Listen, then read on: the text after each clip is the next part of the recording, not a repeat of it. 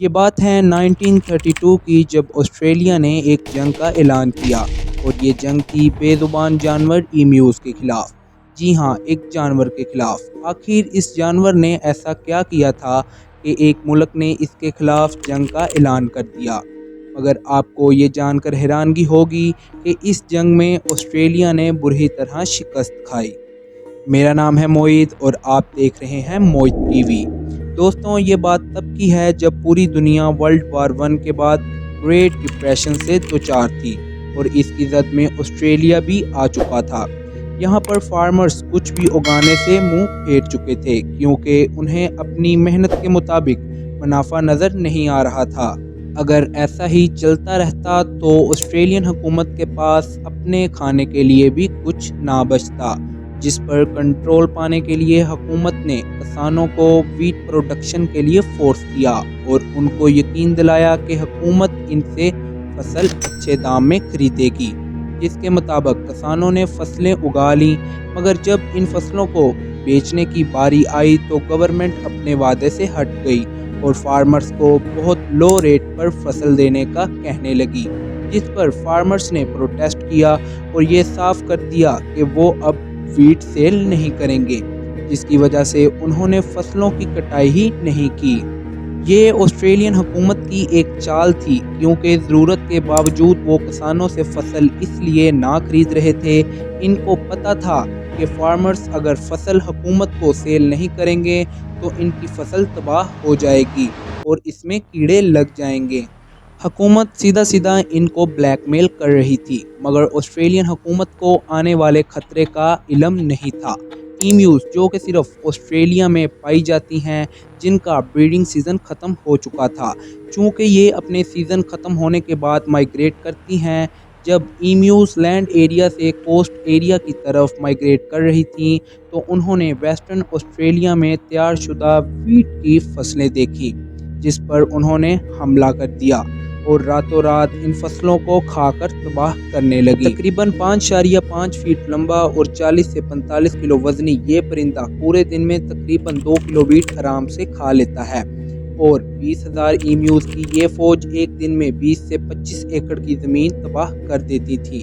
کچھ ہفتوں میں ہی انہوں نے 300 سے 350 ایکڑ زمین صفا چٹ کر دی، اور جب گورنمنٹ کو ہوش آئی تو انہوں نے جب اس کے بارے میں سوچا تو ان کے سامنے سب سے تیز طریقہ ملٹری آپریشن ہی نکلا۔ جب یہ بات پوری دنیا میں پھیلی تو میڈیا نے اس کو دی گریٹ ایمیو وار کا نام دے دیا۔ آسٹریلین ملٹری، جس نے ورلڈ وار 1 میں اپنے دشمنوں کو دھول چٹائی تھی، تو انہوں نے سوچا یہ پرندے کیا چیز ہیں۔ انہوں نے چند سولجرز کو ویسٹرن آسٹریلیا بھیج دیا، مگر آپریشن سٹارٹ ہونے سے پہلے ہی ویسٹرن آسٹریلیا میں بارشیں شروع ہو گئیں، جس کی وجہ سے آپریشن کو پوسٹ پون کر دیا گیا۔ پھر 2 نومبر 1932 کو سولجرز کو ایک گاؤں سے رپورٹ ملی کہ یہاں پر ایمیوز کی ایک بڑی تعداد موجود ہے، جس کو اکٹھا کرنے کے لیے گاؤں کے لوگوں نے جب ان پر پتھراؤ کیا تو وہ اکٹھے ہونے کے بجائے ادھر ادھر پھیل گئے۔ آپ کو ایمیوز کے متعلق ایک اور بات بتا دوں کہ ان کے پاؤں بہت مضبوط ہوتے ہیں، جو کہ یہ 70 کلومیٹر پر آور کی سپیڈ سے دوڑ سکتے ہیں۔ بہرحال سولجرز نے اسی کنڈیشن میں ایمیوز پر فائرنگ شروع کر دی، مگر اس فائرنگ میں صرف 5 ایمیوز ہی ماری گئیں، باقی سب ایمیوز کچھ پل میں ہی 9-2-11 ہو گئیں۔ 20,000 ایمیوز میں سے صرف 5 ایمیوز ماری گئیں، جو کہ آپریشن کی پہلی ناکامی تھی، جس پر سولجرز نے پلان کیا کہ وہ اب کھیتوں میں گھات لگا کے ان کا انتظار کریں گے، اور جب یہ ہمارے پاس آئیں گی تو ہم ان کو بھون دیں گے۔ جب 1,000 کے قریب ایمیوز ان سولجرز کے قریب آ گئیں تو سولجرز نے فائرنگ شروع کر دی، مگر بدقسمتی سے ابھی 13 سے 14 ایمیوز ہی ماری گئی تھیں کہ مشین گنز جیم ہو گئیں۔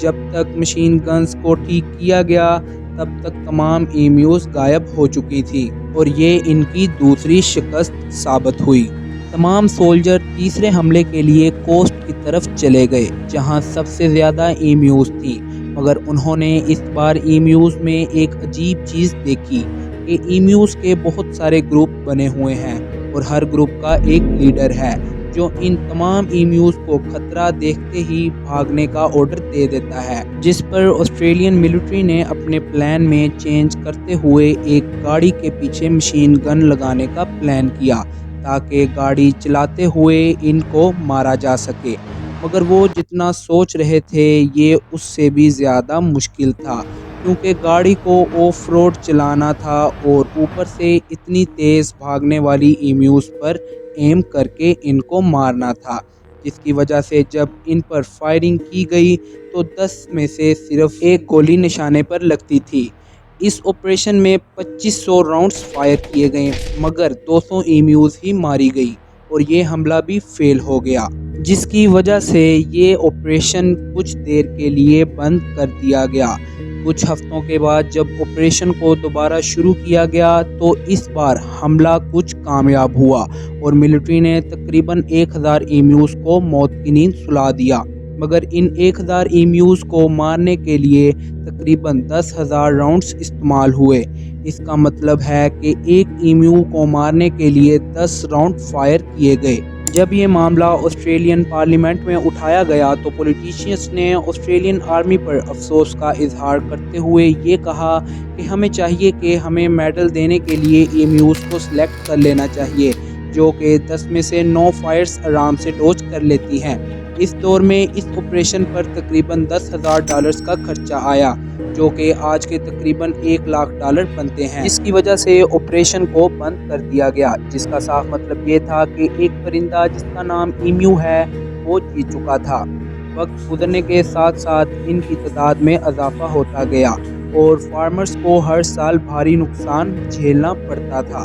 جس کو دیکھتے ہوئے حکومت نے ایک اور اسٹریٹجی کے مطابق ہزاروں ویپنز فارمرز میں تقسیم کر دیے اور باؤنٹی سسٹم کا آغاز کیا، مطلب کہ جو فارمر جتنے ایمیوز مارے گا اسے باؤنٹی ملے گی، مطلب کہ پیسے۔ ان کی یہ اسٹریٹجی کچھ کامیاب ہوئی اور تقریباً 6 مہینوں میں 57,000 باؤنٹیز کلیم کی گئیں، مگر جب یہ نیوز میڈیا تک پہنچی تو لوگوں نے ان کے خلاف پروٹیسٹ شروع کر دیا اور اینیمل رائٹس پر سوال جواب ہونے لگے، جس کی وجہ سے آسٹریلین حکومت کو لوگوں کی طرف سے بہت زیادہ شرمندگی کا سامنا کرنا پڑا اور آسٹریلین حکومت نے تنگ آ کر باؤنٹی سسٹم کو بھی ختم کر دیا۔